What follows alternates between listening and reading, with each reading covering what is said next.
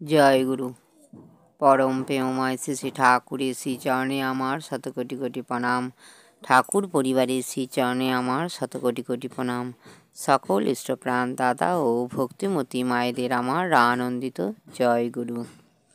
আজ আমি আপনাদের 2017 সালের মার্চ মাসের আলোচনা পত্রিকা থেকে পাঠ করে শোনাচ্ছি।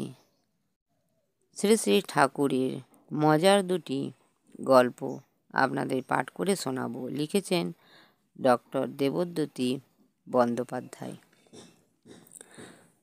রসিকশেখর দয়ালের গল্পকথনের মধ্যেও অনেক সময় আশ্চর্য মজা ও বাককুশলতা জড়িয়ে থাকত।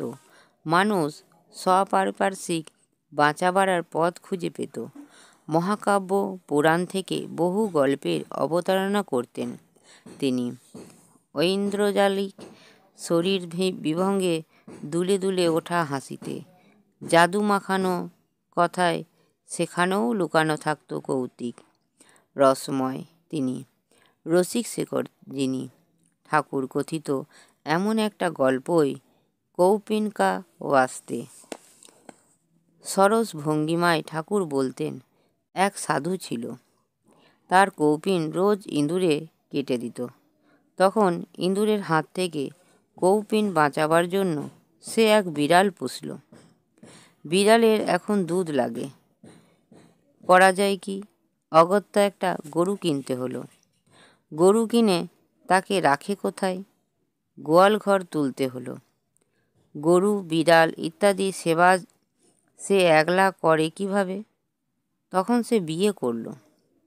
বিয়ে করে স্ত্রীর ভরণ পোষণ করতে হবে, কাজকর্ম রুজি রোজগার তো কিছু চাই। সে তখন সেই ধান্দায় ব্যস্ত হয়ে উঠল। কোথায় গেল তার সাধন ভজন?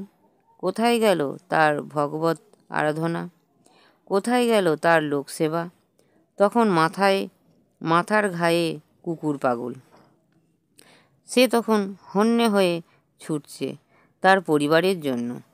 আর যে জিজ্ঞাসা করে তাকে বলে, বিয়ে করেছি, স্ত্রীর প্রতি একটা কর্তব্য আছে তো। কত কর্তব্যে বিব্রত সে তখন।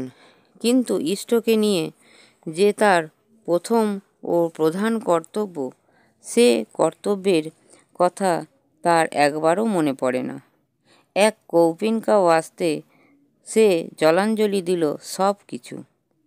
এইভাবে এক এক কৌপিন নিয়ে আমরা একজন আটকে যাই, আর বৃহৎ চলা ব্যাহত হয়। 13/12/1941 সাল। আলোচনা প্রসঙ্গে দ্বিতীয় খণ্ড, পৃষ্ঠা 26। আলা প্রচারিতায় ছড়ানো থাকতো মণিমুক্তা। গল্প বলাও যে একটা আর্ট, সেটাতেও প্রবল দক্ষতা লাগে। আর সেটা চমৎকারভাবে পরিবেশন করলে মানুষের হৃদয়গ্রাহী হয়ে উঠতে পারে। সেটা দয়ালের গল্পের মধ্যেও দেখতে পাই। মারমুখো লোকও যে কথা শুনে গলে জল হয়ে গেছে, উৎসুক মানুষ ওই মজার মধ্যেও পাবেন গভীর সাধনের অমোঘ অভিজ্ঞান, সংবেদনশীলতা, রহস্যভেদী সন্দিৎসা। আমরা যদি নিজেদের ব্যক্তিগত দায়িত্ব এড়িয়ে আর 10 জনের দোহাই দিয়ে কর্তব্যকর্মে ফাঁকি দিই, তাহলে কি হবে? প্রেমময় ঠাকুরের ইচ্ছে, অভিপ্সা, স্বপ্ন ও পরিকল্পনাগুলি অধরাই থেকে যাবে। আর দশা হবে ওই দুধ পুকুরের মতো। শ্রী শ্রী ঠাকুর মজা করে সেই গল্পও বলতেন। এক রাজা এক পুকুর কেটে প্রজাবৃন্দের মধ্যে খবর দিলেন, প্রত্যেকে 1 ঘটি করে দুধ এনে পুকুরে ঢেলে দিয়ে যায়। রাজা তো নিশ্চিন্ত, 1 ঘটি করে দুধ দিতে তো কারও কষ্ট হবে না, অথচ সহজেই একটা দুধের পুকুর হয়ে যাবে।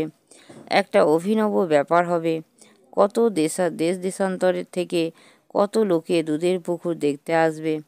কল্পনা করে রাজার মনে ভারী স্ফূর্তি।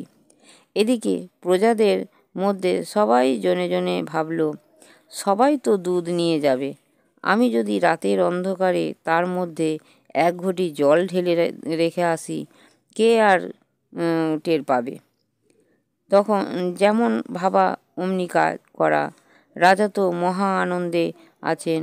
প্রজাপুঞ্জের সহযোগিতায় তাঁর রাজ্যে দুধ সরবরাহের সৃষ্টি হচ্ছে। শেষটা সরেজমিনেতে গিয়ে দেখেন সেই পুষ্করিণীতে দুধ নেই এক ফোঁটাও, কেবল জল আর জল। মনের ক্ষোভে ফিরে এলেন রাজা।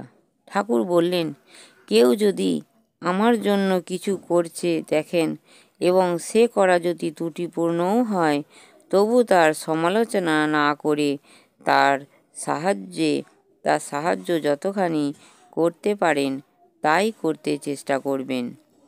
9/1/1943 খ্রিস্টাব্দ। আলোচনা প্রসঙ্গে পঞ্চম খণ্ড, পৃষ্ঠা 4 থেকে 5। ভিডিওটি ভালো লাগলে একটি সাবস্ক্রাইব করে, লাইক, কমেন্ট ও শেয়ার করে আমাকে পরের ভিডিওটি করতে উৎসাহিত করবেন। পরমপিতার আতুল চরণে আমার প্রার্থনা, সবাই ভালো থাকবেন, সুস্থ থাকবেন ও আনন্দে থাকবেন। আর যারা যারা আমার চ্যানেলটি সাবস্ক্রাইব করেছেন তাদেরকে অসংখ্য ধন্যবাদ। জয় গুরু। বন্দে পুরুষোত্তমম, বন্দে পুরুষোত্তমম, বন্দে পুরুষোত্তমম।